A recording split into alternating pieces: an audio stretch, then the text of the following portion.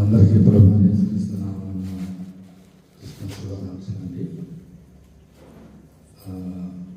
మనందరికీ తెలిసినటువంటి విషయాలే. నేను సాధారణంగా మాట్లాడుతాను, జనరల్గా మాట్లాడతాను.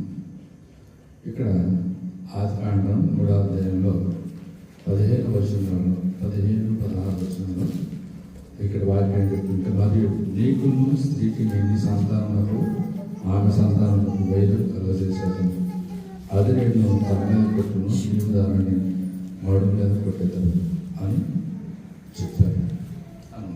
ఇక్కడ అంటే మరియు నీకిని స్త్రీకిని నీ సంతానం ఆమె సంతానాలు అనే మాట ఉంది.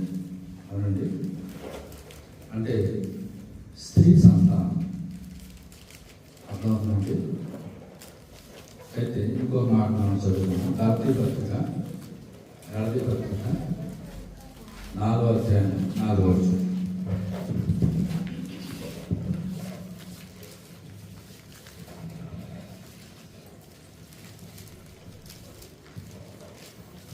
అయితే కాలం పరిపూర్ణమైనప్పుడు దేవుడు తన కుమారుని పంపాడు.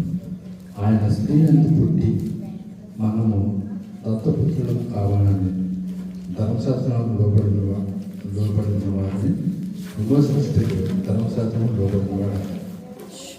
ఇక్కడ ఏమన్నాడంటే, ఆయన కాలం పరిపూర్ణమైనప్పుడు దేవుడు తన కుమారుని పంపిన ఆయన స్త్రీ అందు పుట్టి అన్నది. ఆది కాండంలో ఏమని చదువుకున్నామంటే, ఈ సంతానములకు స్త్రీ సంతానములకు వైద్యం కలుగజేయమని చెప్పారు. అక్కడ ఏంటంటే స్త్రీ సంతానం.